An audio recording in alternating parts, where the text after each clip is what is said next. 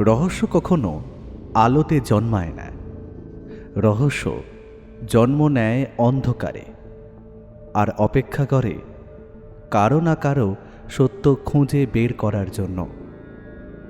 অন্ধকারে ঢাকা শহর, নীরব সাক্ষী দেয়াল, আর এমন কিছু প্রশ্ন যার উত্তর খুঁজে বের করে আনতে পারে একজনই, সত্যান্বেষী ব্যোমকেশ বক্সী। আপনিও যদি ব্যোমকেশ বক্সীর সত্যান্বেষণ ভালোবাসেন, যদি রহস্যের গন্ধ আপনার শিরায় রোমাঞ্চ নিয়ে আসে, তাহলে আপনি একদম সঠিক জায়গাতেই এসেছেন। স্বাগতম স্কেয়ারি টেলস 2.0-তে। আমাদের চ্যানেল যদি আপনি প্রথমবারের জন্য শোনেন, তাহলে এক্ষুনি কিন্তু আমাদের চ্যানেলটিকে সাবস্ক্রাইব করুন এবং পাশে থাকা বেল আইকনে ক্লিক করে নোটিফিকেশন অন করে নিন, যাতে নতুন গল্প এলে সবার আগে আপনি জানতে পারেন। যুক্তির শীতল আলোয় আর অবিচল অনুসন্ধানে আজ আবার উন্মোচিত হবে এক চাপা দেওয়া সত্য। শুনুন মন দিয়ে, কারণ এ শুধু গল্প নয়, এ ব্যোমকেশের এক সত্যান্বেষণ।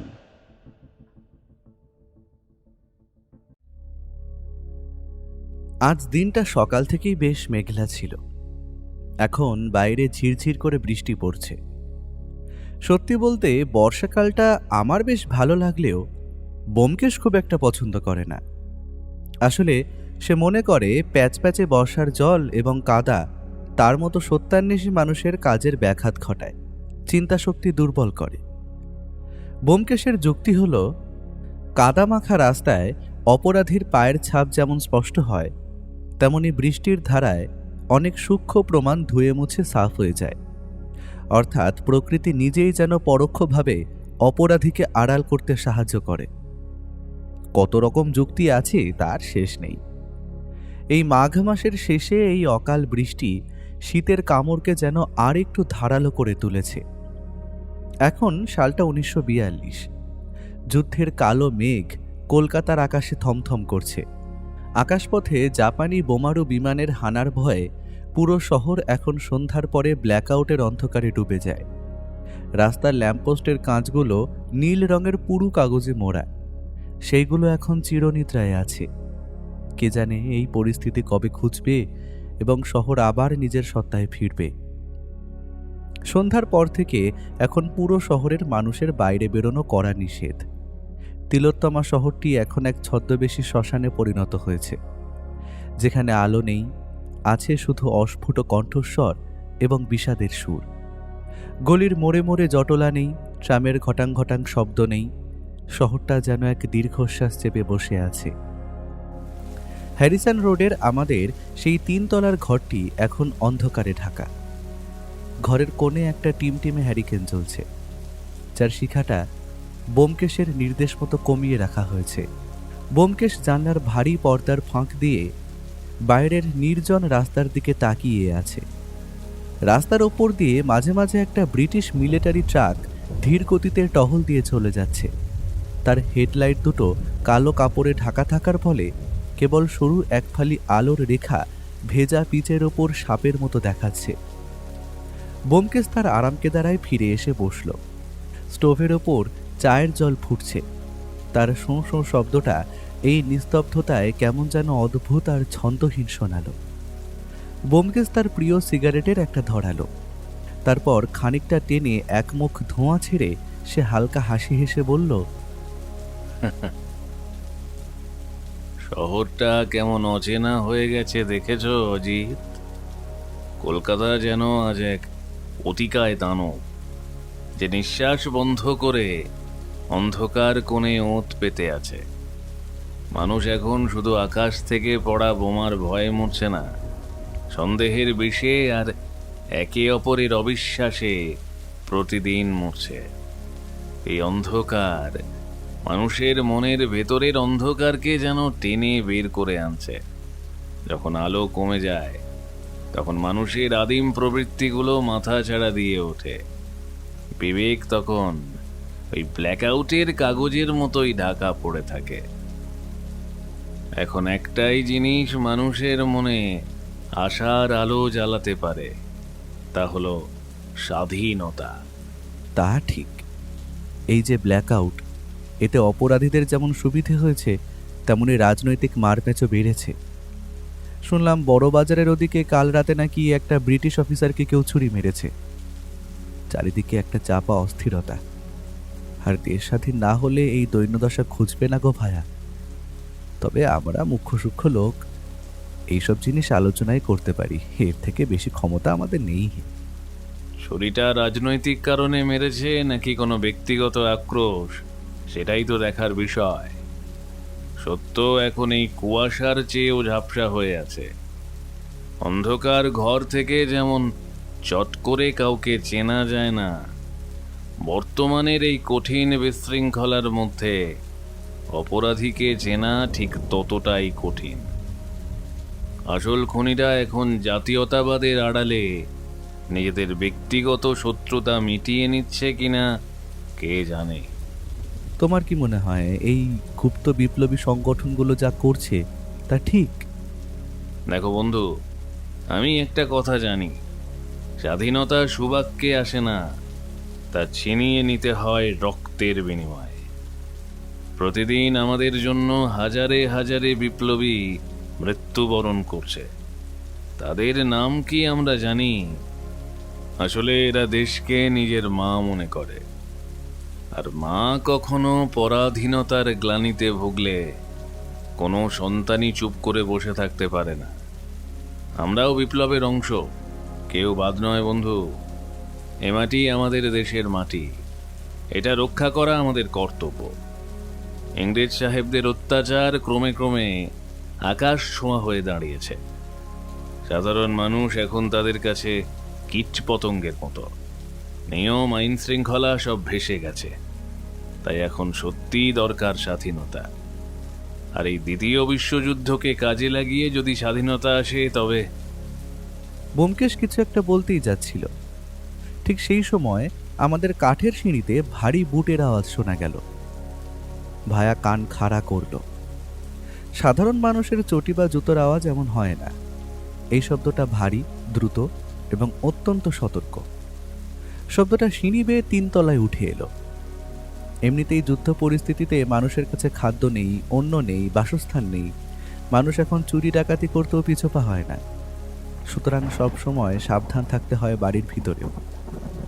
আমাদের দরজায় 3টে কড়া নাড়ার শব্দ শোনা গেল, এবং সেটা যে সতর্ক কিন্তু প্রবল উত্তেজনার ছাপ, তাতে কোনো সন্দেহই নেই। ব্যোমকেশ তার কোটের পকেট থেকে নিজের রিভলভারটা বার করে তৈরি হয়ে থাকলো। আমি উঠে গিয়ে দরজা খুলতেই যে লোকটিকে দেখলাম, তাকে দেখে মুহূর্তের জন্য চমকে উঠতেই হয়। ভদ্রলোক আমাদের দেখেই প্রশ্ন করল, ভিতরে আসতে পারি? এই পরিস্থিতিতে বাইরে থাকাটা নিরাপদ নয়, সেটা আপনারাও বুঝতে পারছেন আশা করি। অবশ্যই অবশ্যই, আপনি ভিতরে আসুন। আপনি আসলেই আমি দরজাটা বন্ধ করে দিচ্ছি। ভদ্রলোক ভিতরে এসে নিজের পোশাকটা একবার ভালো করে দেখলেন। ভদ্রলোকের পরনে দামি সাহেবি স্যুটের ওপর একটা রেইনকোট, মাথায় কালো হ্যাট। ঝোড়ো বৃষ্টিতে ভিজে তিনি একসার হয়ে গেছেন, কিন্তু শরীরের ভিজে ভাব ছাপিয়েও তাঁর চোখে মুখে যে জিনিসটা বেশি করে ধরা পড়ছিল, তা হলো এক তীব্র আদিম আতঙ্ক। ফর্সা মুখটা ফ্যাকাশে হয়ে গেছে, ঠোঁট দুটো কাঁপছে। ভদ্রলোক যে কোনো কারণে ভীত সন্ত্রস্ত সেটা আর বলে দিতে হয় না। তিনি হাঁপাতে হাঁপাতে বললেন, এটাই ব্যোমকেশ বক্সির ঠিকানা তো? আপনি কি সত্যান্বেষী ব্যোমকেশ বক্সি? আমার নাম সুকুমার মল্লিক। আমি শোভাবাজারের মল্লিক কুঠি থেকে আসছি। এক ভয়ঙ্কর বিপদ আমার এবং আমার পরিবারের পিছু নিয়েছে। মৃত্যু যে এত নিঃশব্দে আমাদের ড্রয়িং রুমে ঢুকে পড়বে, তা কল্পনাও করতে পারিনি। আসুন সুকুমার বাবু, ভেতরে বসুন, মাথাটা আগে মুছুন, নতুবা এই শীতে বড় অসুখে পড়বেন। অজিত, ওনাকে 1 কাপ গরম চা দাও তো। ব্যোমকেশ হ্যারিকেনের আলোটা একটু বাড়িয়ে দিল। সুকুমারবাবু সোফায় বসলেন ঠিকই, কিন্তু তার শরীরটা থরথর করে কাঁপছিল। কাপটা হাতে ধরতেই চায়ের উপরিভাগ তার হাতের কম্পনে টালমাটাল হয়ে উঠল। তিনি ঢোক গিলে নিজেকে সামলে বলা শুরু করলেন, ব্যোমকেশ বাবু, আমার বাবা বিমলেন্দু মল্লিক আজ সকালে খুন হয়েছেন আমাদের নিজেদের বাড়িতে। অথচ ওনার ঘরের চারপাশ নিচ্ছিদ্র এবং আটকানো, একদম ঘেরা ঘোপের বন্ধ ঘরের ভেতর কি করে মৃত্যু হানা দিল আমরা কেউ বুঝতে পারছি না। ব্যোমকেশের চোখের মণি দুটো ল্যাম্পের আলোয় তলোয়ারের ফলার মতো চিকচিক করে উঠল। খুন বিমলেন্দু মল্লিক, যিনি ব্রিটিশ কাউন্সিলের সাথে নিবিড়ভাবে যুক্ত, যার বাড়িতে পুলিশের কড়া নিরাপত্তা থাকে। কিন্তু এটা কিভাবে সম্ভব? হ্যাঁ, ঠিক তাই। আজ সকালে আমরা যখন বাবার পাঠাগারের দরজা ভাঙলাম, দেখলাম বাবা ওর কাঠের চেয়ারে পাথরের মতন বসে আছে। শরীরে কোনো ক্ষত নেই, নেই কোনো ধস্তাধস্তির চিহ্ন। কিভাবে যে প্রাণ পাখি বেরিয়ে গেল তার হদিশ কেউ জানে না। ব্যোমকেশ হয়তো পকেট থেকে একটা সিগারেট বার করে ধরাতেই যাচ্ছিল, কিন্তু কথাটা শোনা মাত্রই সে চমকে উঠল। তার মুখ এখন সম্পূর্ণ পাল্টে গেছে। তার বদলে বিরাজ করছে এক অদ্ভুত গাম্ভীরতা। সে হালকা চিন্তা করে বলল, জাপানি সিগারেট আর বন্দে মাতারাম এক জায়গায়, এটা বড়ই অদ্ভুত। আর বন্দে মাতারাম হলো গিয়ে বিপ্লবীদের রণধ্বনি। এক অদ্ভুত রহস্যের গন্ধ পাচ্ছি আমি। আপনাদের বাড়িতে তো ব্রিটিশ পুলিশের কড়া নজরদারি থাকার কথা, কারণ আপনার বাবা ব্রিটিশদের অনেক গোপন তথ্য সরবরাহ করেন। সেটাই তো রহস্য ব্যোমকেশ বাবু।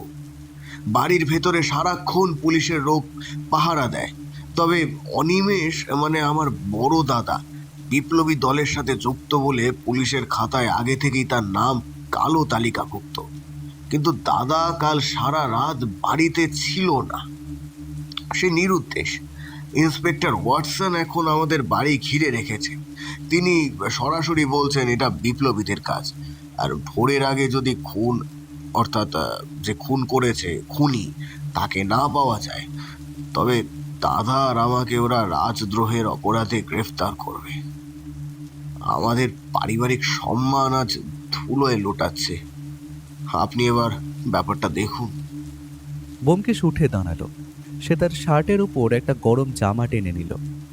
তারপর আলনা থেকে তার সেই খাকি রঙের ওভারকোটটা গায়ে চড়াতে চড়াতে আমার দিকে তাকিয়ে বলল, অজিত, চলো।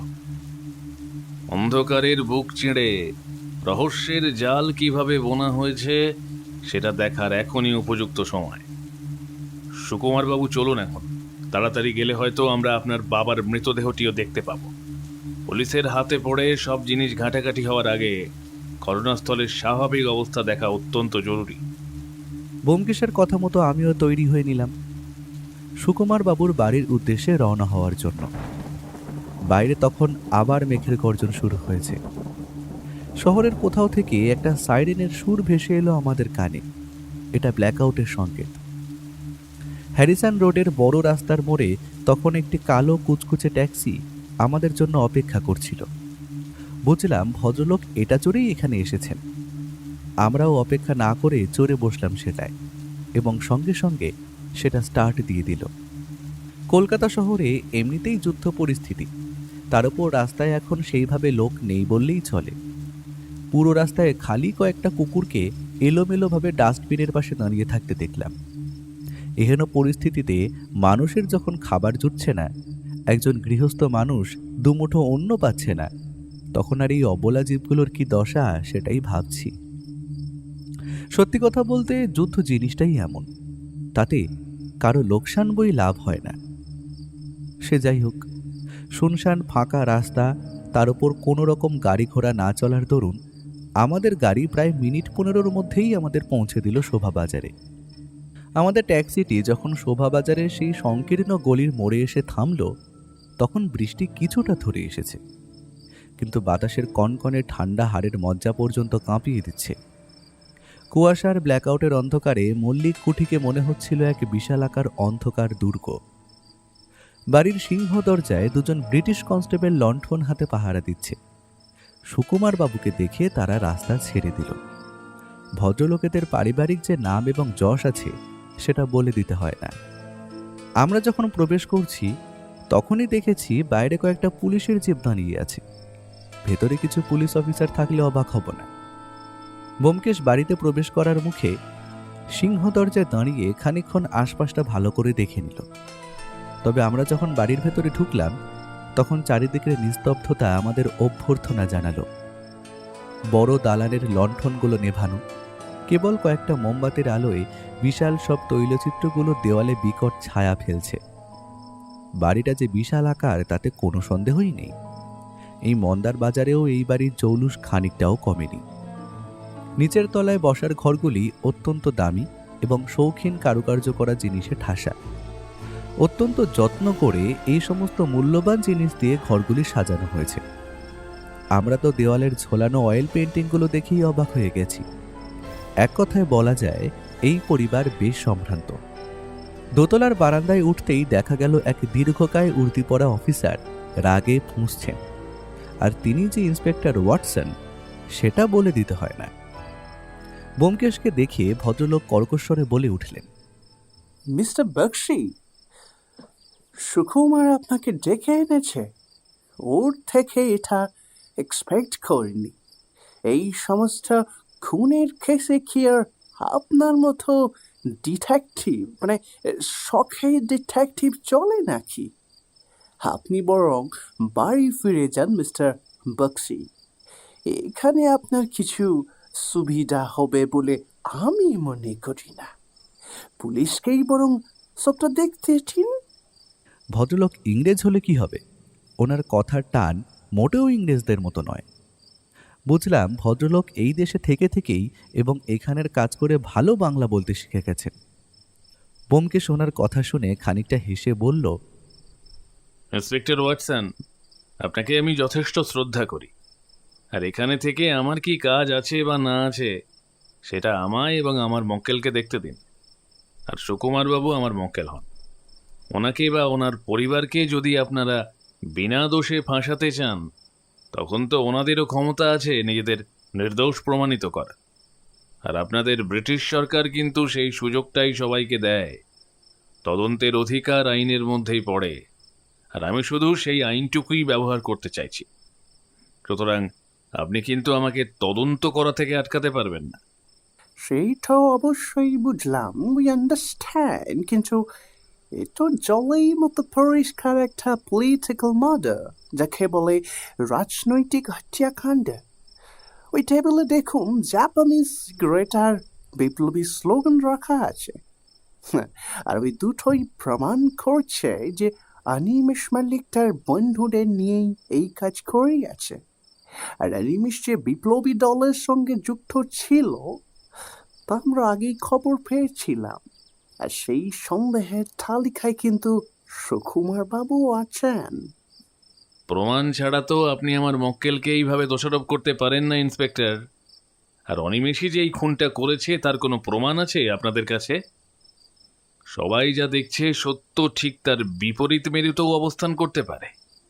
আপনি হয়তো জানেন না মিস্টার বক্সি, সুকুমার বাবুর পিতা ব্রিটিশ সরকারের হয়ে কাজ করতেন এবং অনেক সিক্রেট যেটা ব্রিটিশ সরকারের এই দেশ চালাতে ইউজ হতো সব ওনার কাছেই গচ্ছিত থাকত।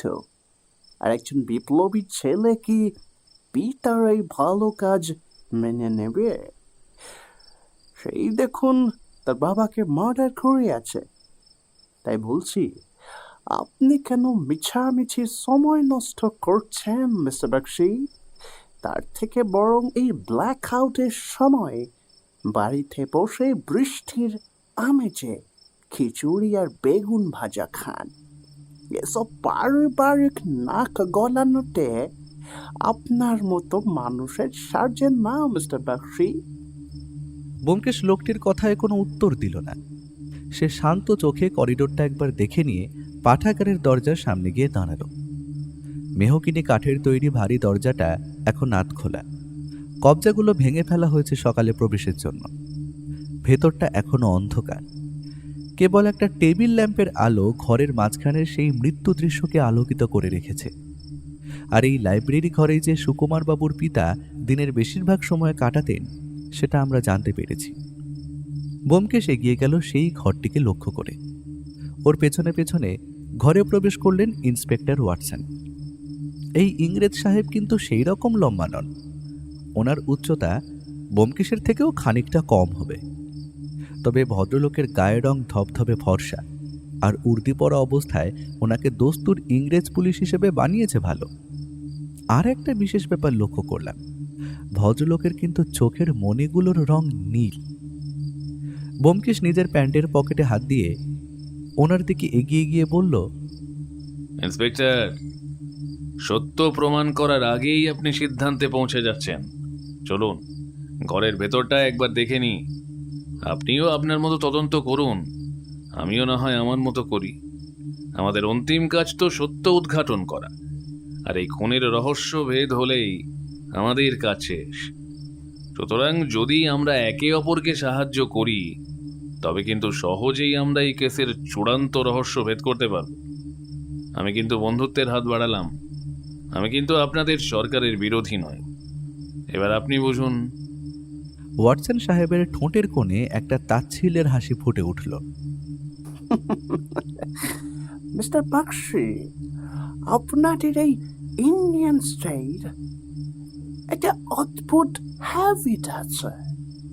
আপনারা সব কিছুকে খুব জটিল করে দেখতে ভালোবাসেন, লাইক ভেরি কমপ্লেক্স।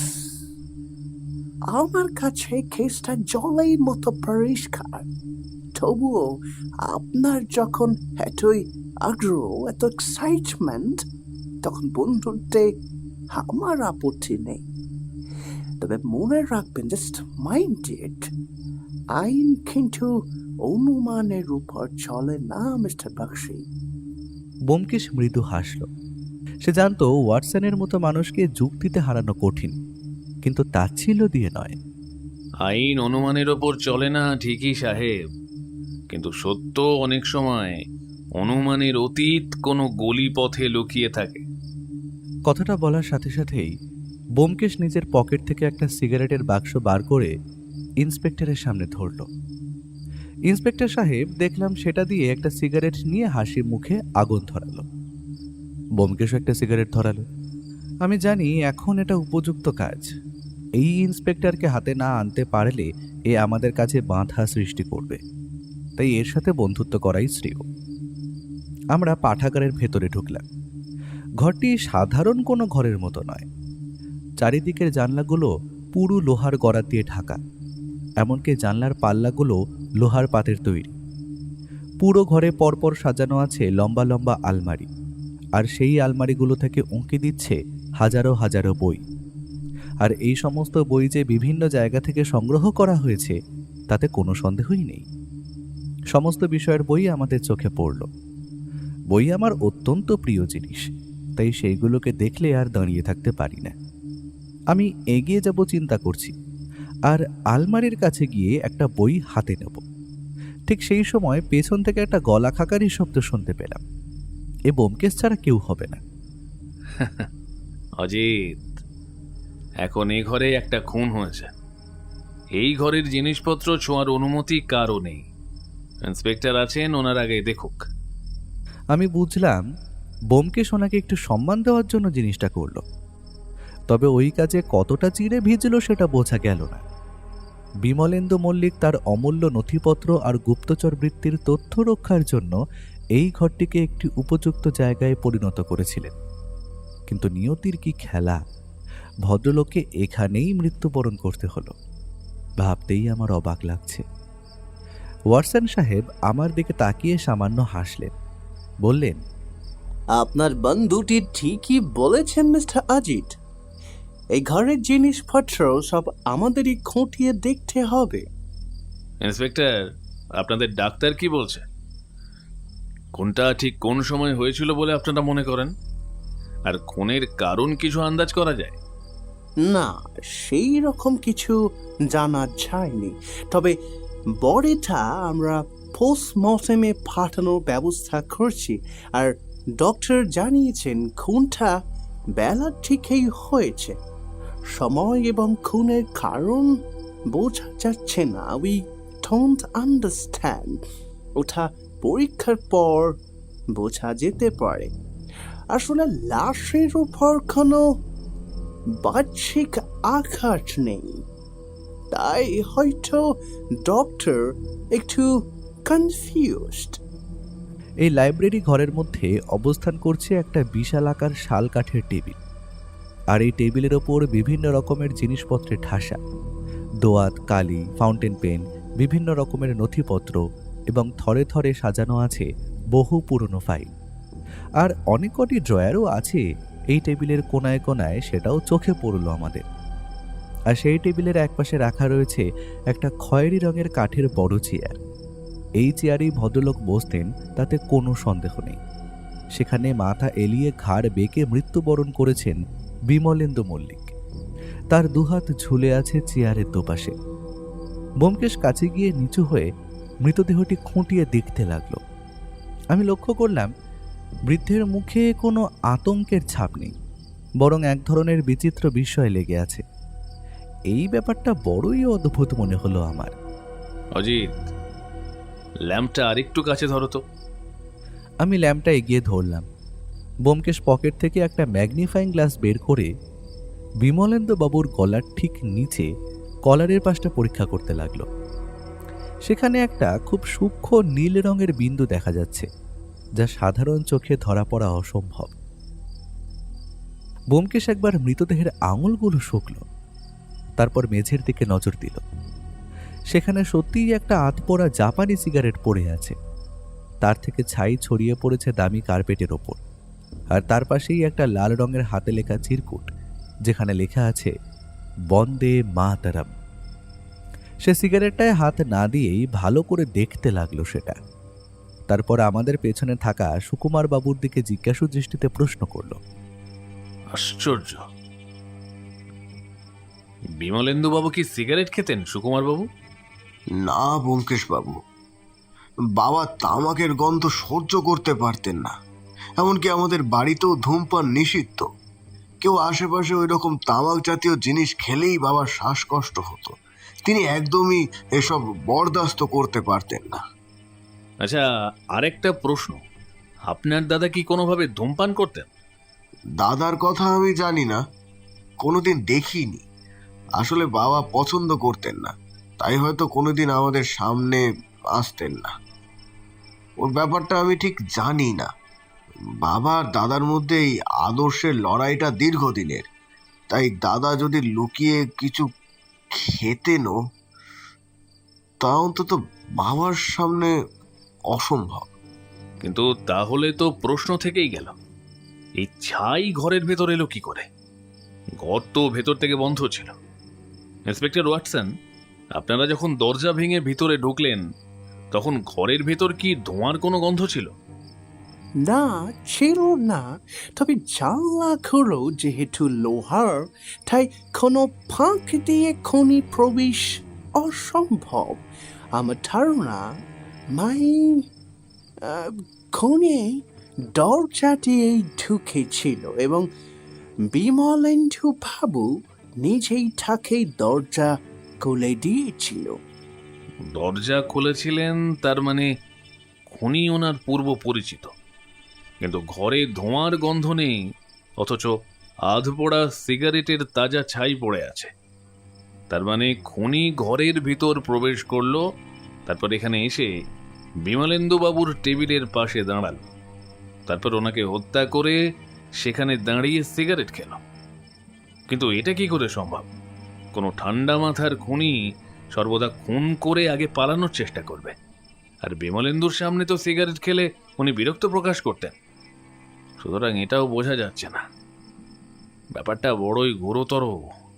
ব্যোমকেশ কিছু একটা ভাবতে ভাবতে জানলার দিকে এগিয়ে গেল। সে প্রতিটি লোহার গরাত হাত দিয়ে পরীক্ষা করতে লাগলো। হঠাৎ সে থেমে গেল। জানলার নিচের দিকে একটা ছোট ছিদ্র দেখা যাচ্ছে, যা সম্ভবত কোনো টেলিফোন বা ইলেকট্রিক তারের জন্য করা হয়েছিল। ব্যোমকেশ সেখানে আঙুল বুলিয়ে দেখল। এই ছিদ্রটি কতদিনের পুরনো সুকুমার বাবু? ওটা কয়েক বছর আগে টেলিফোন লাইন নেওয়ার জন্য হয়েছিল, কিন্তু পরে লাইনটা ওদিক থেকে নেওয়া হয়নি। গর্তটা ছোট, একটা আঙ্গুলও গলবে না। ব্যোমকেশ হাসল, তবে সেই হাসিতে একটা রোমহর্ষক কিছু ছিল তা আমি বুঝতে পারলাম। সে হয়তো কিছু সূত্র পেয়েছে যা আমাদের সামনে চেপে গেল। এমন সময় সে আরও একটু এগিয়ে গিয়ে টেবিলের পাশে এসে দাঁড়ালো। সেখানে টেবিলের ওপর রাখা একটা পুরনো গ্রামোফোন রেকর্ডারটা এখনও পিনের ওপরে আটকে আছে, যেন গানের মাঝপথে কেউ তা থামিয়ে দিয়েছে। আপনার বাবা কি রোজ এই গ্রামোফোনে গান শুনতেন? এবং কাল রাতে কি গ্রামোফোন বেজেছিল সুকুমার বাবু? আপনি আপনার ঘর থেকে সেই শব্দ পেয়েছিলেন? হ্যাঁ, রাত প্রায় 2টো নাগাদ আমি উপরের ঘর থেকে হালকা সুর শুনতে পেয়েছিলাম।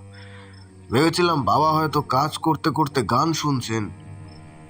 ব্যোমকেশ রেকর্ডের চাকাটা হালকা ছুঁয়ে জিজ্ঞেস করলো, সেই সুর কি একটানা বেজেছিল নাকি হঠাৎ করেই থেমে গিয়েছিল সুকুমার বাবু? না ব্যোমকেশ বাবু, সুরটা হঠাৎ বন্ধ হয়ে গিয়েছিল। আমি ভেবেছিলাম বাবা ঘুমিয়ে পড়েছেন অথবা রেকর্ড শেষ হয়ে গেছে। ব্যোমকেশ রেকর্ডারটা একবার ঘুরিয়ে দেখল, তারপর মেঝের সেই বন্দে মাতারাম লেখা চিরকুটটা তুলে নিল। চিরকুটের কাগজটা খুবই সাধারণ, কিন্তু কালির রংটা অত্যন্ত গাঢ় লাল। আমরা এই লাইব্রেরি ঘরের আশপাশটা একটু ঘুরে দেখছি। ঠিক এমন সময় হঠাৎ বারান্দায় একটা শোরগোল শোনা গেল। দুজন পুলিশ এক তরুণকে ধরে নিয়ে আসছে। তার পরনে পাঞ্জাবি আর ধুতি, কপালে চোটের দাগ। সুকুমার বাবু আতঙ্কের সাথে চিৎকার করে বললেন, দাদা! ইন্সপেক্টর ওয়াটসন অট্টহাসি করে হেসে উঠলেন। মিস্টার বক্সি, আপনার তদন্তের দরকার নেই। অনিমেষ মল্লিককে পালানোর সময় গঙ্গার ঘাট থেকে ধরা হয়েছে। ওর পকেটে জাপানিজ সিগারেট লাইটার পাওয়া গেছে। খুনি হাতে নাতে ধরা পড়েছে। হাতে নাতে ধরা পড়া আর সন্দেহভাজন হওয়া কি এক কথা সাহেব? এই লাইটার কি ওনার অপরাধের একমাত্র সাক্ষ্য? অনিমেষ মল্লিক কোনো প্রতিবাদ করল না, কেবল ঘৃণা ভরে ইন্সপেক্টর ওয়াটসনের দিকে তাকালো।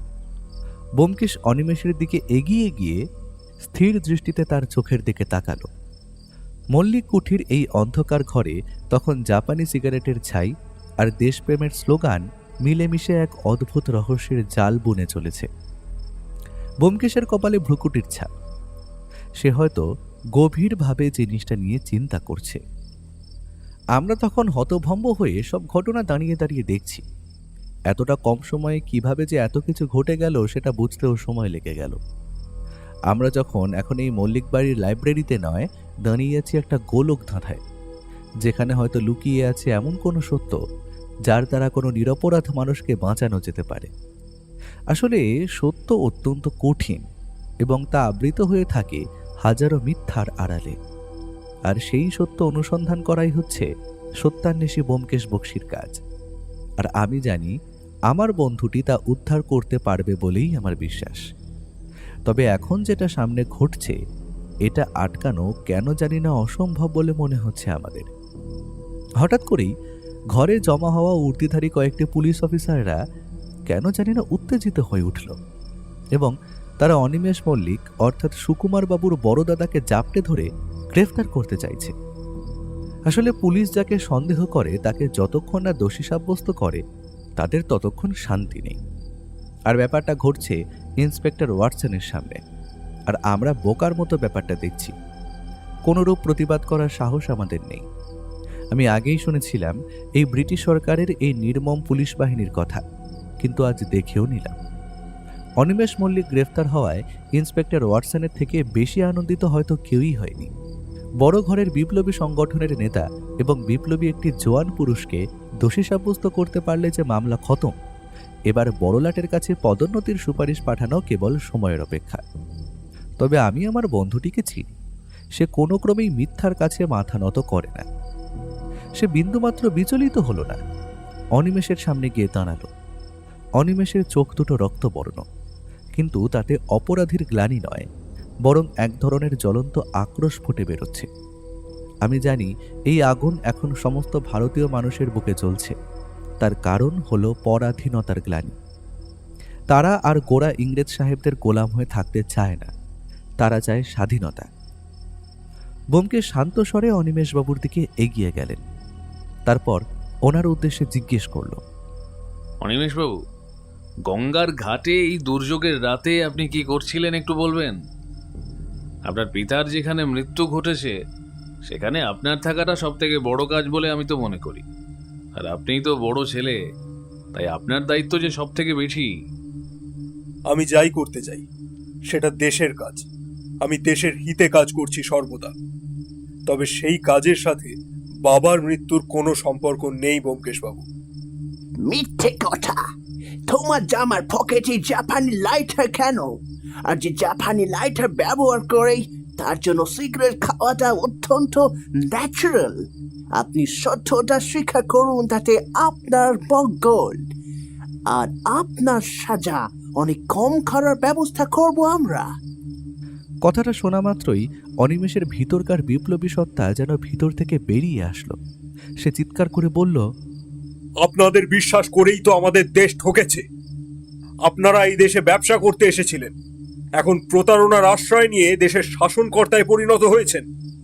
নীল চাষিদের বড় বড় স্বপ্ন দেখিয়ে ওদের মাত্র কয়েক টাকার দাদন দিয়ে এখন তাদের সোনার ফসল ধানের জমিতে জোর জবরদস্তি করে নীল চাষ করতে বাধ্য করছেন। আপনাদের কথা না শুনলে অকথ্য অত্যাচার করছেন। সে কথা কে না জানে? আপনারা আসলে মানুষের পর্যায়ে পড়েন না।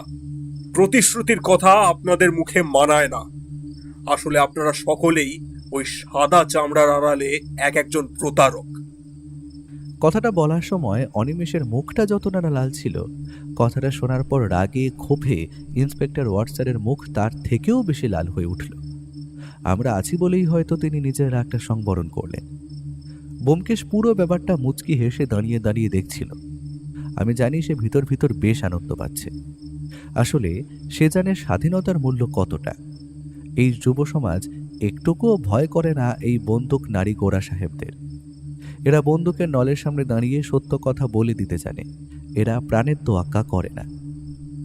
এরই মধ্যে ভায়া লাইটারটা ওয়াটসনের থেকে নিজের হাতে দিল। তারপর সেটা এদিক ওদিক ঘুরিয়ে দেখল। সে ওটা পরীক্ষা করতে করতে মৃদু হাসল এবং শান্ত গলায় ইন্সপেক্টর ওয়াটসনের দিকে তাকিয়ে বলল, ইন্সপেক্টর, আপনার মনে হয় কিছু একটা ভুল হচ্ছে। একটা দামি লাইটার থাকা মানেই কেউ খুনি হয়ে যায় না, আর এটা আপনি প্রমাণও করতে পারবেন না।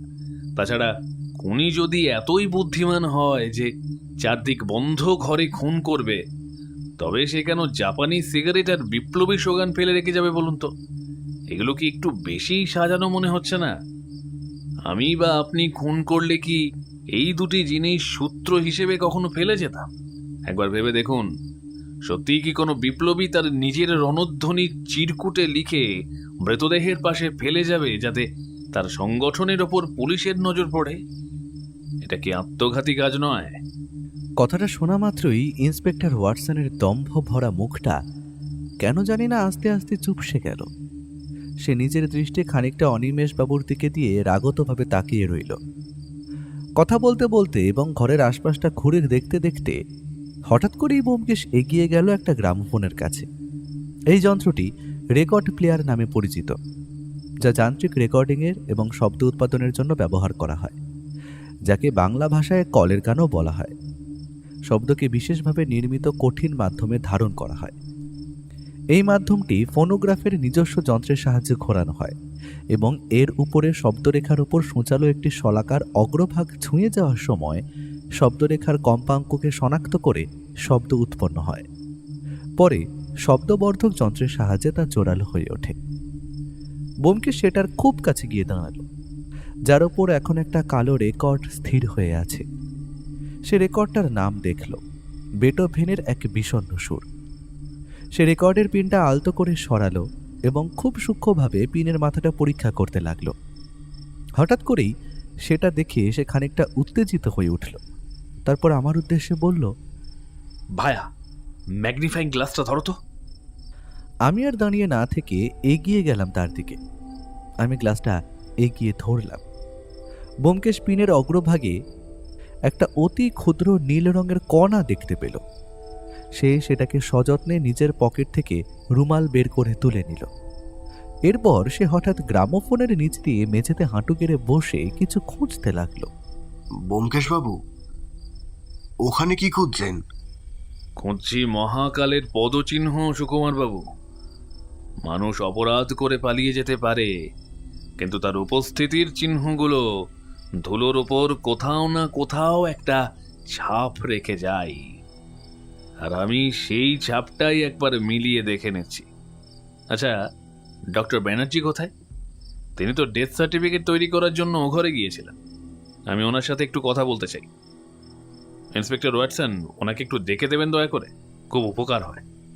মৃত্যুর সময় বিমলেন্দুবাবুর শারীরিক অবস্থা নিয়ে ওনার অভিজ্ঞ মতামতটা আমার একটু প্রয়োজন। ঠিক সেই সময় করিডোর দিয়ে ডক্টর ব্যানার্জি ঢুকলেন। তার চোখে চশমা, হাতে ডাক্তারি ব্যাগ, বেশ গম্ভীর মানুষ। ভদ্রলোকের বয়স প্রায় 50 ছুঁই ছুঁই, মাথা জোড়া টাক, কিন্তু কানের আশেপাশে অল্প স্বল্প খাটো সাদা চুল। ভদ্রলোকের হাইট আশা করি 5 ফুট 4 ইঞ্চির বেশি হবে না। বোঝা যায় ইনি ডেড বডির সমস্ত ব্যাপারটা তদারকি করছেন। তিনি ব্যোমকেশকে দেখে একটু অবাক হয়ে বললেন, আমি তো সার্টিফিকেট দিয়ে দিয়েছি। বিমলেন্দু বাবুর হার্ট ফেলিয়ার হয়েছে। বার্ধক্য আর অতিরিক্ত দুশ্চিন্তাই এর কারণ। তবে আপনাদের তদন্ত করার ব্যাপারটা ঠিক বুঝলাম না, আর আমায় আবার ডেকে পাঠালেন। এটার কি কোনো বিশেষ কারণ আছে? আমি কিন্তু আমার পরীক্ষার ফল জানিয়েই দিয়েছি। মৃতদেহ যখন আমি প্রথম দেখি, তখন শারীরিক কোনো আঘাত বা ধস্তাধস্তির চিহ্ন তো ছিল না। সুতরাং সাধারণ হার্ট ফেলিয়ার ছাড়া অন্য কিছু ভাবার অবকাশ নেই বলেই আমি মনে করি। কথাটা শোনা মাত্রই ব্যোমকেশ খানিকটা হাসল, তারপরে শান্ত কণ্ঠে বলল, হার্ট ফেলিয়ার তো বটেই ডাক্তারবাবু। হৃৎপিণ্ড থেমে গেলেই তো মানুষ মরে, কিন্তু সেই থেমে যাওয়ার কারণটা কি? আচ্ছা, একটা কথা বলুন তো, বিমলেন্দুবাবুর গলার নিচের সেই নীল বিন্দুটা কি বয়সের চিহ্ন? ওটা কি আগে আপনার চোখে পড়েনি ডাক্তারবাবু? ব্যোমকেশের কথা মতো ডেড বডির গলায় নীল চিহ্নটি দেখে ডক্টর ব্যানার্জি একটু থতমত খেলেন। তারপর হালকা ঘাবড়ে গিয়ে বললেন, ওটা ওটা হয়তো কোনো মশা বা পোকার কামড়। এই পুরনো বাড়িতে পোকার উপদ্রব বেশি। আর তাছাড়া একজন মানুষের মৃত্যুর পর শরীরে এমন ক্ষুদ্রাতি ক্ষুদ্র নীলচে ছোপ পড়াটা কোনো অস্বাভাবিক ব্যাপার নয়। আপনারা ওটা নিয়ে কেন এত মাথা কামাচ্ছেন?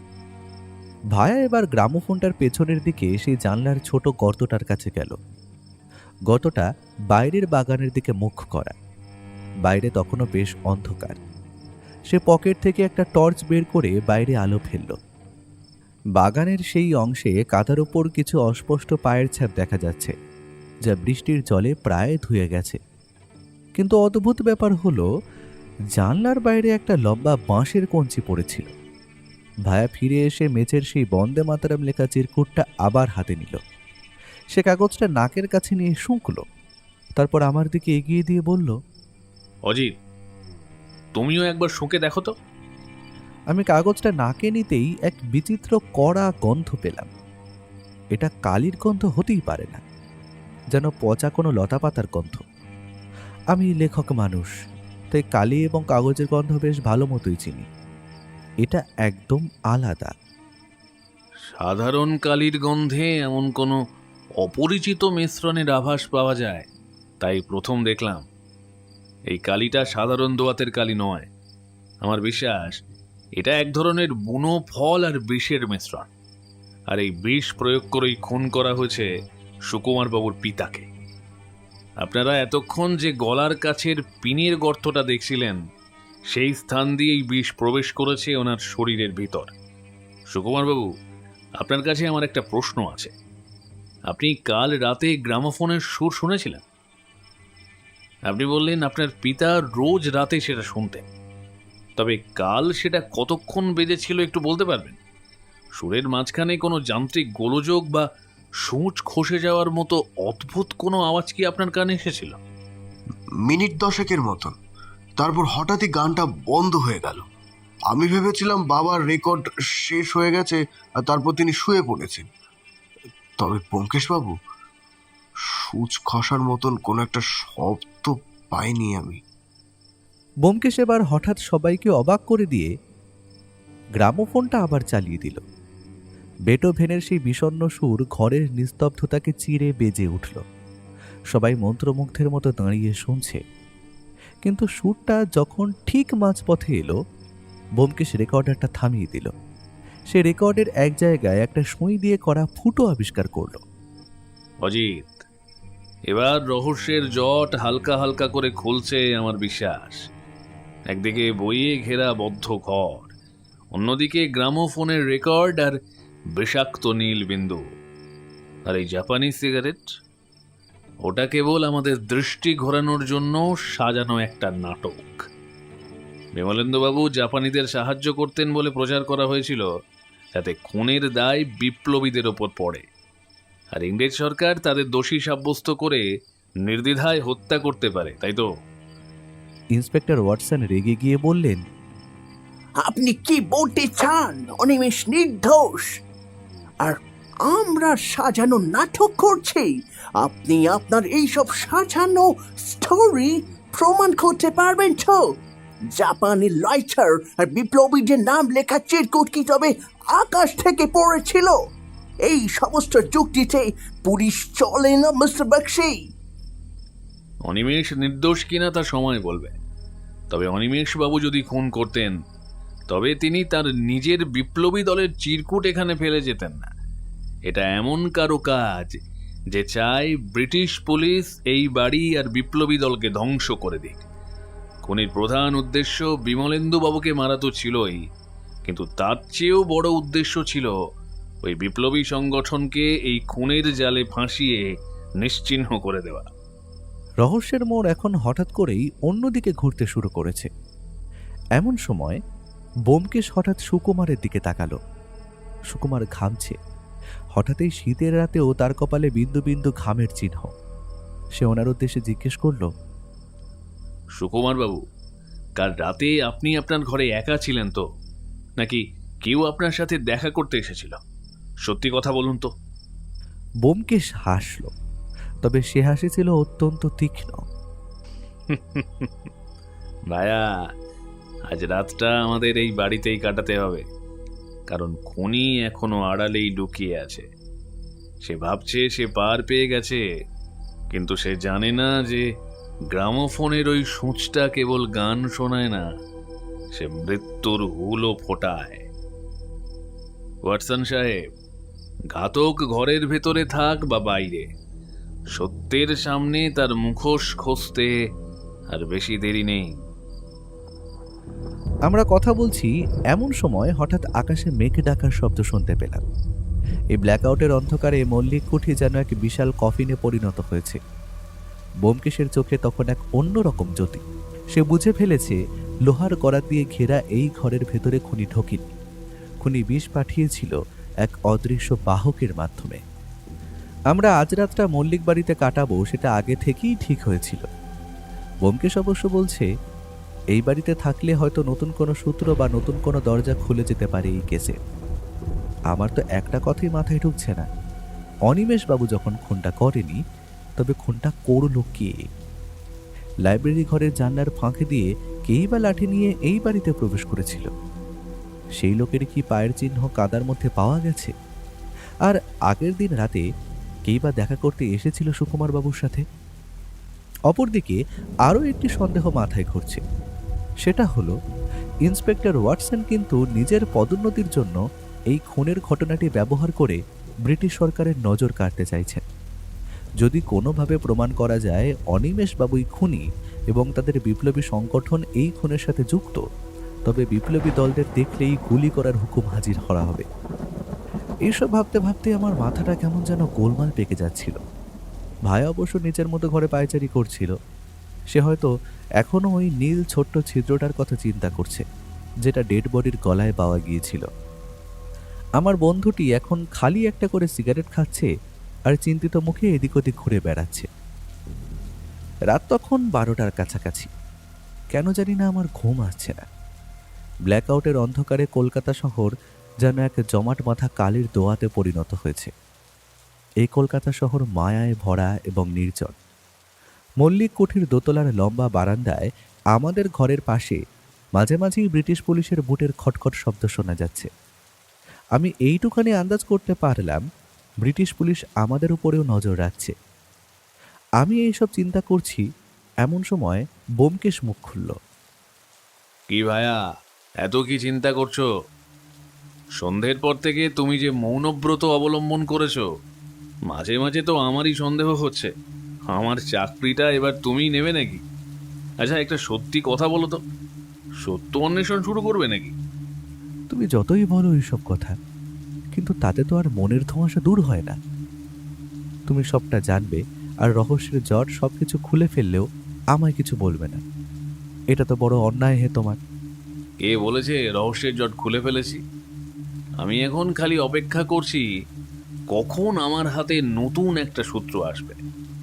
আসলে এমনিতে যা দেখার আমি দেখেই নিয়েছি, আর তার পরিণতি কি সেটাও বুঝতে পারছি। এখন শুধু সময়ের অপেক্ষা। আমার অনুমানগুলো সঠিক হলেই ব্যাস। তবে আর চিন্তা করে লাভ নেই, এখনকার মতো শুয়ে পড়ো, কাল ওইসব নিয়ে চিন্তা করা যাবে ক্ষণ। বিমলেন্দু মল্লিকের মৃতদেহ পুলিশ বিভাগ পোস্টমর্টেমে পাঠিয়েছে। তবে ওই লাইব্রেরি ঘরটা সম্পূর্ণভাবে বন্ধ করে রাখা হয়েছে, কারণ ইন্সপেক্টর ওয়াটসন চান না ভোরের আগে কোনো প্রমাণ সরানো হোক। ব্যোমকেশের কথা অনুযায়ী অনিমেষবাবুকে গ্রেফতার করা হয়নি, কারণ অবশ্য যথোপযুক্ত প্রমাণের অভাবে। তবে অনিমেষ মল্লিককে পাশের একটা ঘরে কড়া পাহারায় রাখা হয়েছে। ব্রিটিশ পুলিশ খোদ সবসময় সেই দরজার বাইরে পাহারা দিচ্ছে। সেখান দিয়ে একটা পতঙ্গ অবধি গলার অবকাশ নেই। এক কথায় বলা যায় ভদ্রলোক এখন গৃহবন্দী। রাতে আর তেমন কিছু ঘটেনি। পরের দিন সকালে যখন ঘুম ভাঙল তখন প্রায় সকাল 8টার কাছাকাছি। ব্যোমকেশ অবশ্য আগে উঠে গিয়ে বাড়ির আশপাশটা একটু ঘুরে দেখেছে। আমি সকাল সকাল স্নান সেরে নিয়ে যখন মল্লিক বাড়ির বাইরের বারান্দায় এসে বসলাম তখন প্রায় সকাল 9টার কাছাকাছি। ব্যোমকেশও এসে বসেছে সেইখানে। কি হে, সকাল সকাল ঘুম থেকে উঠে পুরো বাড়ি ঘুরে দেখার কি কোনো ফল হলো? হয়েছে মানে? আলবাত হয়েছে ভায়া। এই বাড়িতে বিমলেন্দু বাবুর বিধবা বোন অর্থাৎ সুকুমার বাবুর পিসিমার সাথে আলাপ জমিয়ে এলাম। ভদ্রমহিলা নাকি এমনিতেই বাড়ি দিয়ে বের হন না, বাইরের লোকের সামনে তো আরই না। আর শুনলাম সুকুমার বাবুর সাথে ওনার তেমন একটা বনিবনা নেই, তাই ওনার মুখে একবারও পিসিমার নাম উচ্চারণ করতে দেখলাম না। আচ্ছা, ডাক্তারবাবু তো এই বাড়িতেই থাকতেন, তিনি কি কোনোভাবে এই খুনের সাথে জড়িত? সেটা আমিও ভেবে দেখেছি। ভদ্রলোক কিন্তু আমাদের প্রথমবার খুনের ব্যাপারটা সাধারণ মৃত্যু বলে চালিয়ে দিতে চাইছিলেন। আর ওই সূক্ষ্ম নীল রঙের দাগটা যে মশা বা পোকার কামড়ানোর দাগ নয়, সেটা একজন ডাক্তারের চোখে প্রথমে ধরা পড়ার কথা, কিন্তু সেটা এড়িয়ে যান। সুতরাং ওনাকেও সন্দেহ তালিকা থেকে বাদ দেওয়া চলে না। আর যদি ধরো কোনো বহিঃশত্রু এসে ওনাকে হত্যা করে চলে যায় পুরনো কোনো আক্রোশের জন্য, সেটাও তো হতে পারে।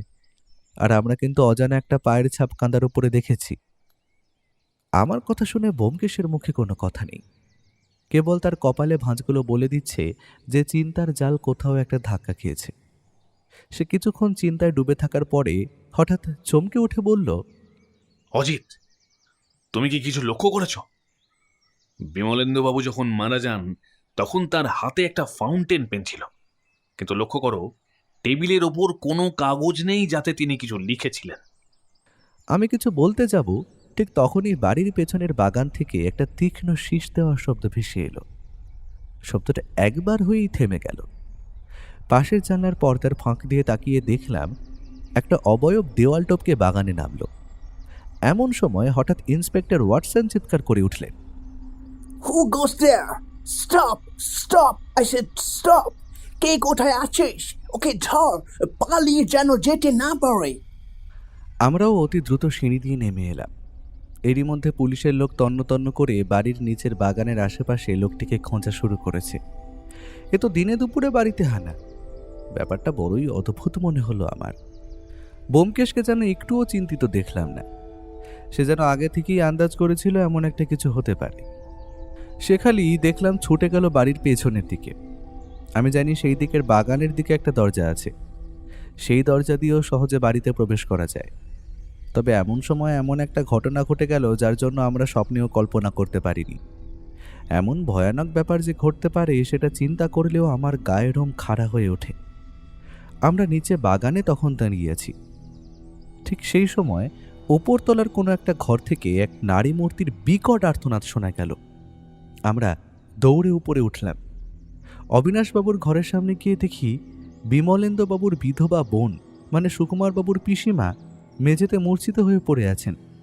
আর তিনি কোনো একটা কিছু দেখে যে দিনে দুপুরে ভয় পেয়েছেন সেটা আর বলে দিতে হয় না। ব্যোমকেশ দ্রুত গতিতে এগিয়ে গিয়ে মাটিতে বসে পড়ল। তারপর ওনার নাড়ি পরীক্ষা করল। নাকের কাছে হাত নিয়ে গিয়ে খানিকটা আশ্বস্ত হয়ে আমাদের উদ্দেশ্যে বলল, কেউ একটু জল দিন, ওনার কিচ্ছু হয়নি, উনি খালি জ্ঞান হারিয়েছেন, জলের ছিটে দিলেই জ্ঞান ফিরবে। যেমন বলা তেমন কাজ। আমার পাশের টেবিলে কাঁসার গ্লাসে একটা জল রাখা ছিল। আমি তৎক্ষণাৎ সেটা ব্যোমকেশের দিকে এগিয়ে দিলাম। সে খানিকটা জল মহিলার চোখে মুখে ছিটিয়ে দিতেই ভদ্রমহিলার দেহে যেন প্রাণ ফিরে এলো। তিনি হালকাভাবে মাথায় হাত বুলিয়ে উঠে বসলেন।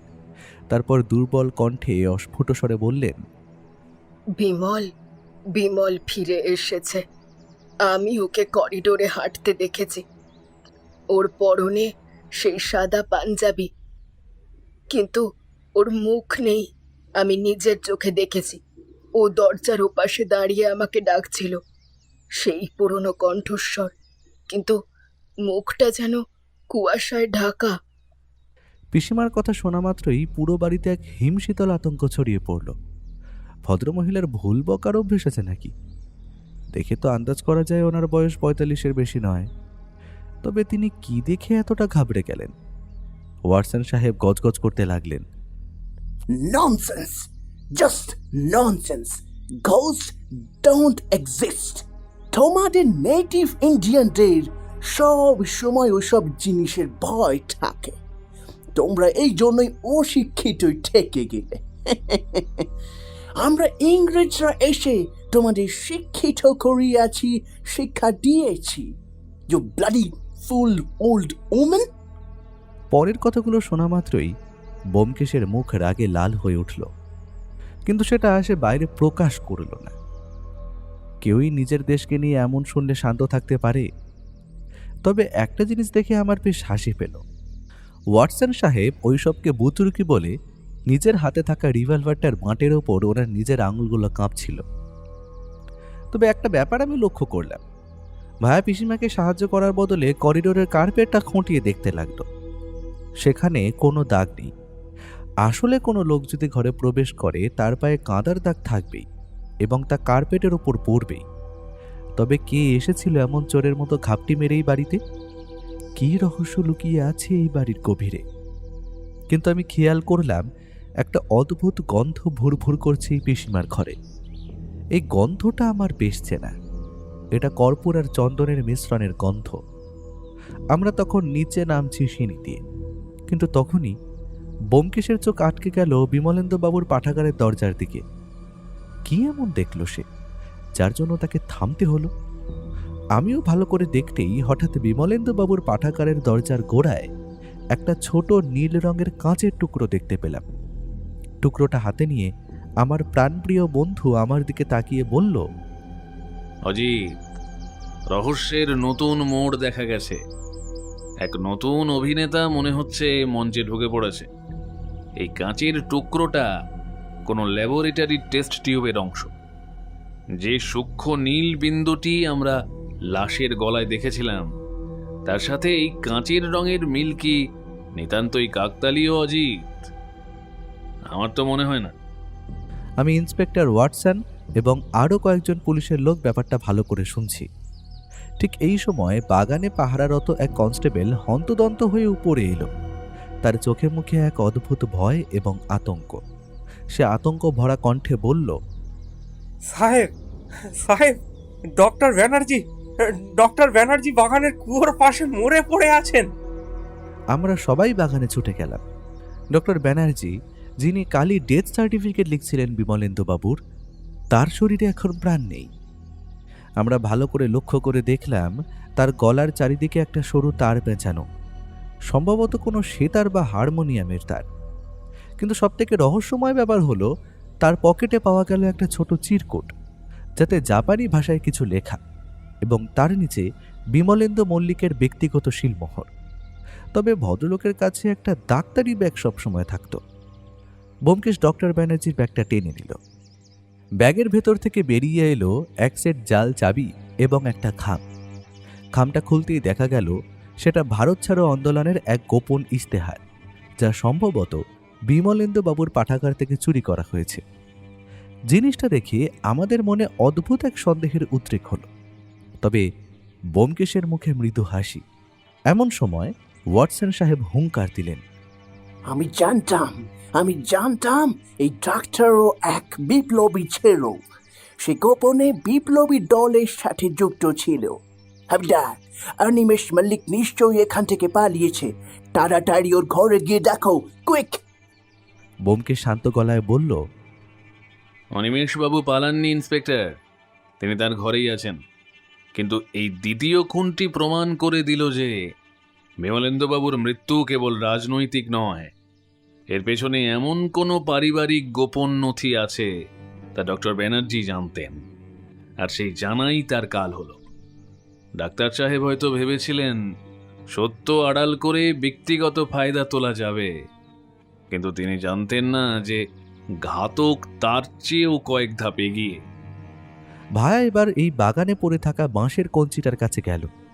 সে দেখল কঞ্চিটার ডগায় একটা সরু সুতো বাঁধা, যা সোজা পাঠাগারের জানলার সেই ছোট ছিদ্রটির দিকে চলে গেছে।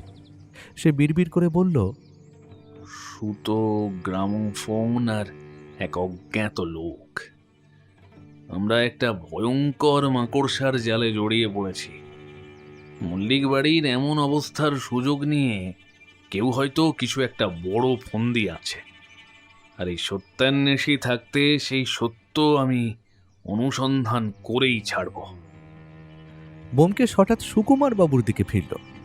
সুকুমার বাবু তখন পাথরের মতো দাঁড়িয়ে তাকিয়ে আছে আমাদের দিকে।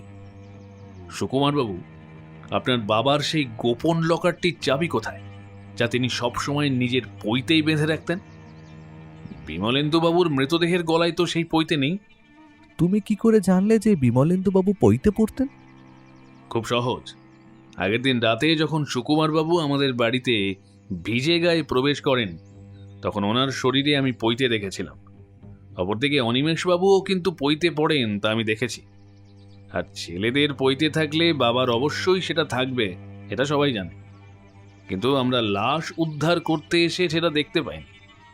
তখনই আমার মনে সেটার খটকা জাগে। আর অনিমেষবাবুকে সকালে যেটা করে জেনেছি, ওনার বাবা নাকি পৈতের মধ্যে একটা গুপ্ত লকারের চাবি রাখতেন। কথাটা শোনা মাত্রই সুকুমার বাবু আঁতকে উঠলেন। তিনি জানতেন না যে তার বাবার পৈতে আর চাবি নিখোঁজ। মল্লিক বাড়ির সেই থমথমে দ্বিতীয় একটি অপমৃত্যু এবং একটি অজ্ঞাত লোকের উপস্থিতি পুরো তদন্তকে এক নারকীয় মোড় এনে দিয়েছে। সত্যান্বেষী ব্যোমকেশ বক্সী কি পারবে এই অদ্ভুত রহস্যের সমাধান করতে? পরের দিন সকালে যখন আমার ঘুম ভাঙল, তখনও প্রায় ভোর 6:30টার কাছাকাছি। ব্যোমকেশকে কিন্তু ঘরে দেখলাম না। পরে জেনেছিলাম সে ভোর ভোর উঠে একটু বেরিয়ে গেছে কিছু অজানা তথ্য উদ্ধার করতে, তবে সেটা কি তা আমি জানি না। সকাল সকাল চা খেতে খেতে আমি মনে মনে ভাবছি, এই যুদ্ধ পরিস্থিতিতে সাধারণ মানুষের এমন অবস্থা, আর অন্যদিকে এই বাড়ির রহস্য, সব মিলে এক অদ্ভুত পরিস্থিতি। আমি খানিকক্ষণ এই বাড়ির আশপাশটা একটু ঘুরে দেখলাম, কাল রাতের অজ্ঞাত পরিচয় আততায়ীর কোনো চিহ্ন পাওয়া যায় কিনা। আর কুয়োর পাড় বরাবর যেখানে ডাক্তারবাবুর মৃতদেহটা পড়েছিল, সেখানে দেখলাম এখন সাদা রঙের দাগ করে চারপাশটা ঘিরে দেওয়া হয়েছে। আসলে কেউ খুন হলে এবং পুলিশের তদন্ত চলাকালীন এই সাদা রঙের আইডেন্টিটিভ মার্কটা করা হয়। এখানে কারো প্রবেশ নিষেধ। তবে বেলা যখন প্রায় 10টার কাছাকাছি, ব্যোমকেশ তখন ফিরল। তার মুখে তখন খেলা করছে যুদ্ধ জয়ের হাসি। আমি বুঝলাম তার তদন্ত হয়তো মোটামুটি শেষ, তাই সে এতটা খুশি।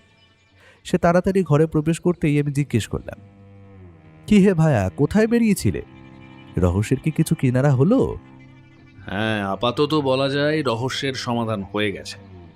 তবে অপরাধীরা সেটা স্বীকার করলে হয়। তবে আমার কাছে যথোপযুক্ত প্রমাণ আছে, সুতরাং পাখি আর খাঁচা ছেড়ে পালিয়ে যাওয়ার কোনো উপায় নেই।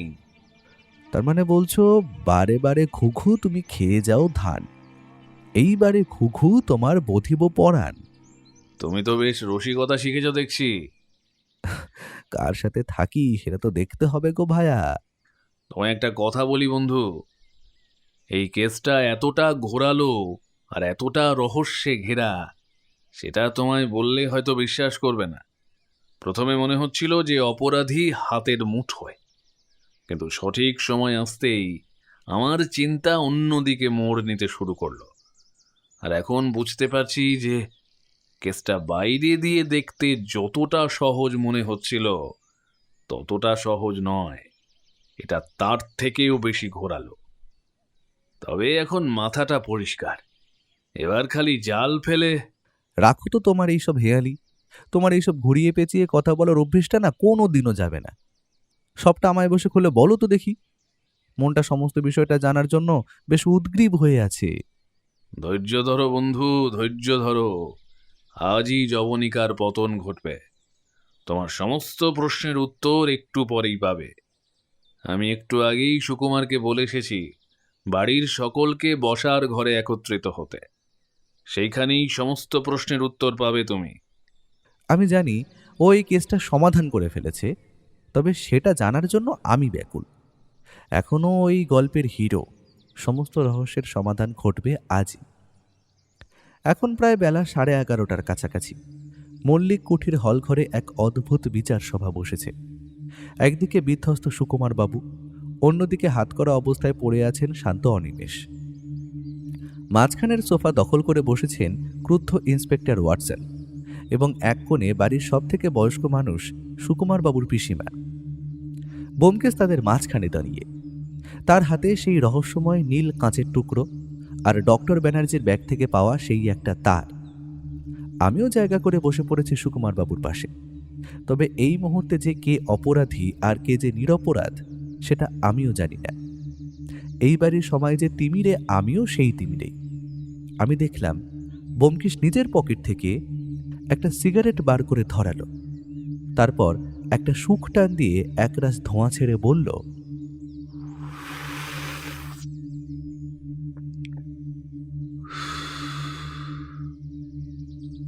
আপনাদের সকলকেই বলে দিতে হবে না আশা করি যে আমরা এখানে জড়ো হয়েছি একটা নয়, দুটো খুনের মীমাংসা করার জন্য। আর আমাদের মাঝে উপস্থিত অনিমেষ বাবুকে নিরপরাধ প্রমাণ করার জন্য। আমি আপনাদের যে যে কথাগুলো বলবো আপনারা দয়া করে সবটা মন দিয়ে শুনবেন, এবং যে যে প্রশ্নগুলো করব তার সঠিক উত্তর দেবেন। আপনাদের সহযোগিতা পেলে এই কেস খুব তাড়াতাড়ি পরিষ্কার হয়ে যাবে। আর আমি আগেই বলছি, আমি একজন সত্যান্বেষী। সত্য অনুসন্ধান করাই আমার কাজ। আর সত্য অনুসন্ধান করতে গিয়ে আপনাদের বাড়ির কারোর দিকে আমি আঙুল তুলতে পারি, তার জন্য আমি ক্ষমা চেয়ে এনেছি।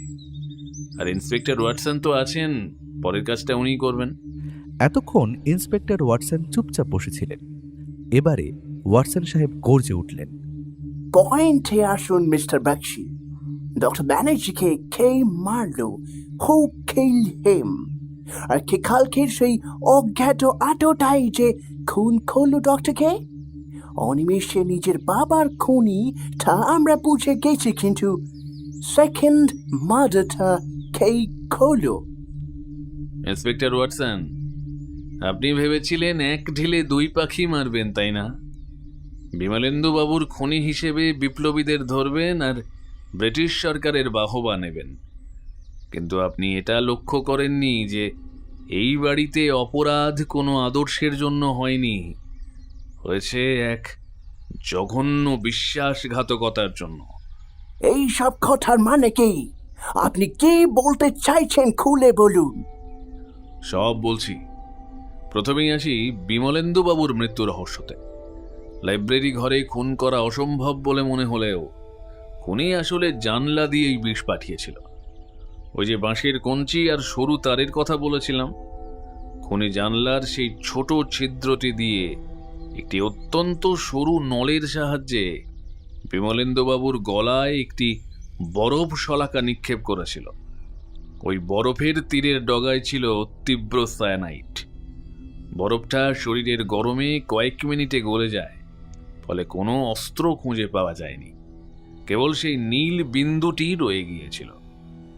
সুতরাং আপনি অনিমেষ বাবুকে এই খুনের দোষী হিসেবে সাব্যস্ত করতে পারেন না। কিন্তু ওই গ্রামোফোন আর জাপানি সিগারেট, আমরা তো ওইগুলো লাইব্রেরি ঘর থেকে আবিষ্কার করেছিলাম। সেইগুলোর সন্দেহ তো এখনো ভেদ হলো না। গ্রামোফোন চালানো হয়েছিল খুনের মুহূর্তের কোনো শব্দ যাতে বাইরে না যায় তার জন্য, আর জাপানি সিগারেট ও বন্দে মাতারাম চিরকুট ছিল সুপরিকল্পিত রেড হেরিং বা নজর ঘোরানোর চাল, যাতে সবাই মনে করে এটি বিপ্লবীদের কাজ। কিন্তু খুনি জানতেন না যে বিমলেন্দুবাবু নিজে তামাক সহ্য করতে পারতেন না, তাই ঘরে সিগারেটের ছাই থাকাটাই ছিল সব থেকে বড় ভুল। ব্যোমকেশ হঠাৎ সুকুমার বাবুর দিকে ফিরল। সুকুমার বাবুর মুখ ফ্যাকাশে। সে ওনার উদ্দেশ্যে প্রশ্ন করল, সুকুমার বাবু, আপনি কেবল ডাক্তারবাবুর হাতের পুতুল ছিলেন, তাই না? কিন্তু আপনি জানতেন না যে ডাক্তারবাবু আপনার বাবার খুনি নন। ডাক্তারবাবু কেবল প্রমাণ লোপাটের চেষ্টা করেছিলেন, কারণ তিনি বাবার লকারের চাবি চুরি করেছিলেন। তবে আসল খুনি কে? Who is the murderer? ও তখন ধীর পায়ে পিসিমার দিকে এগিয়ে গেল। পিসিমা থরথর করে কাঁপছিলেন। ব্যোমকেশ তার হাতের দিকে আঙুল নির্দেশ করল। পিসিমা, আপনার হাতের ওই কর্পূরের গন্ধ এখনো যায়নি, কিন্তু বিমলেন্দু বাবুর পৈতে আর চাবি কি আপনার ওই সাদা থান কাপড়ের কোঁচড়ে লুকানো আছে? আপনি কিন্তু অনেকবার জিনিসটা লুকানোর চেষ্টা করেছেন, আমি বুঝতে পেরেছি। এবার তো সত্যিটা বেরিয়ে আসার সময় উপস্থিত। ওর কথায় আমরা সবাই স্তম্ভিত। আসলে আমরা আন্দাজ করতে পারিনি ভদ্রমহিলা এই ব্যাপারে জড়িয়ে থাকতে পারেন কিনা। ব্যাপারটা বড়ই অদ্ভুত মনে হলো আমার কাছে। পিসিমা চিৎকার করে উঠলেন, মিথ্যে! আমি তো বিমলেন্দুর ভূত নিজের চোখে দেখেছি। তোমরা এত অবিশ্বাস করছো কেন বাবা? আমার বিশ্বাস সেই হয়তো মেরেছে ডাক্তারকে। ভূত? আপনি জানেন পিসিমা, এই ভূত টুত কিচ্ছু হয় না। আর যে ভূতের কথা আপনি বলছেন সেটি তো আপনি সেজেছিলেন পিসিমা। মুখে চন্দনের প্রলেপ দিয়ে সাদা কাপড়ে অন্ধকারে যখন আপনি বারান্দায় হাঁটছিলেন, তখন সেই ভূতের ধারণা সবার মনে বদ্ধমূল করার জন্য আপনিই তা সাজেন। আমার কাছে যথোপযুক্ত প্রমাণ আছে কিন্তু পিসিমা। আর আপনিই ডাক্তার ব্যানার্জিকে বাগানে ডেকে নিয়ে গিয়েছিলেন বিমলেন্দু বাবুর গোপন উইলটি দেওয়ার টোপ দিয়ে। তারপর পেছন থেকে ওই সেতারের তার দিয়ে ওনাকে শ্বাসরোধ করে মারলেন। ডাক্তারবাবুকে তো উনি হত্যা করেছেন, সেটা না হয় আমরা বুঝতে পারলাম, কিন্তু পিসিমা কেন নিজের দাদাকে মারবেন? কারণ উত্তরাধিকার। বিমলেন্দুবাবু তাঁর যাবতীয় সম্পত্তি ট্রাস্টকে দিয়ে যাচ্ছিলেন, যেখানে পিসিমার নিজের সন্তানের জন্য কিচ্ছু ছিল না। আর এই ট্রাস্ট কিন্তু দেশের জন্য কাজ করে, আর এই টাকা এবং সম্পত্তি সরাসরি সাহায্য করত বিপ্লবী দলকে। পিসিমা চেয়েছিলেন সেই উইল বদলাতে, কিন্তু তিনি জানতেন সুকুমারকে নিয়ন্ত্রণ করা সহজ, কিন্তু অনিমেষ থাকলে তা সম্ভব নয়।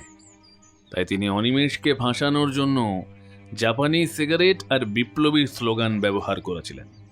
তিনি জানতেন পুলিশ অনিমেষকে ধরলে তাঁর পথ পরিষ্কার। পিসিমা এবারে ভেঙে পড়লেন। তার কাপড়ের ভেতর থেকে বেরিয়ে এলো সেই রক্তমাখা পৈতে আর লকারের চাবি। তিনি হাউ হাউ করে কাঁদতে কাঁদতে বললেন, বিমল কোনোদিন আমাদের কথা ভাবেনি, শুধু দেশ আর কাজ নিয়ে থাকতো।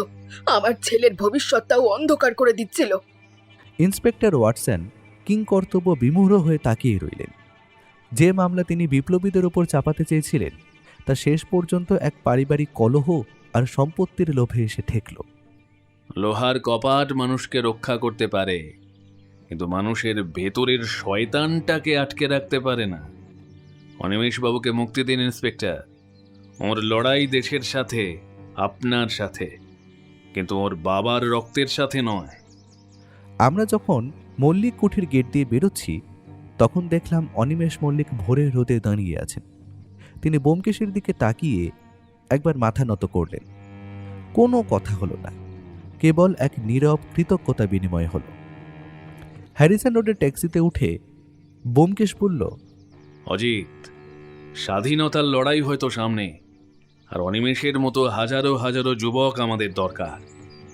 এই দেশের মাটির প্রতি আমাদের শ্রদ্ধা এবং ভালোবাসা। একদিন এই মাটিতে সোনা ফলবে বন্ধু। আমরা সকলে স্বাধীন হব, আর কারো হুকুমে চলতে হবে না আমাদের। বিপ্লব এক আদর্শ, আর এই প্রতিটা বিপ্লবী আমাদের তরোয়াল। তাই মনে মনে একটাই ধ্বনি জপ করো, বন্দে মাতরম।